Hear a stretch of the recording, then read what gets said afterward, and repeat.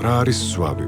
ზვავი დახრილი ფერდობიდან ჩამოცვენილი ან ჩამოცურებული თოვლის მასაა. იგი უმეტესწილად ზამთრის პერიოდში ახალმოსული თოვლისგან წარმოიქმნება.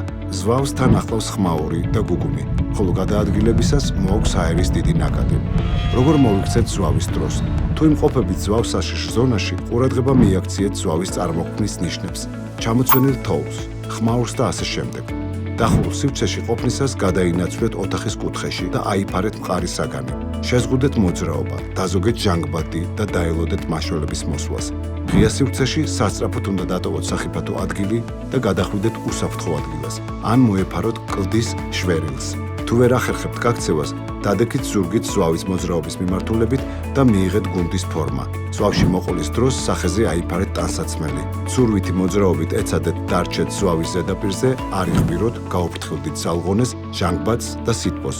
იმისათვის, რომ აირიდოთ სხეულის გადაცივება, ამოძრავეთ კიდურები. იყავი ინფორმირებული. შეიტანე შენი წვლილი კლიმატისადმი მედეგი საზოგადოების ფორმირებაში.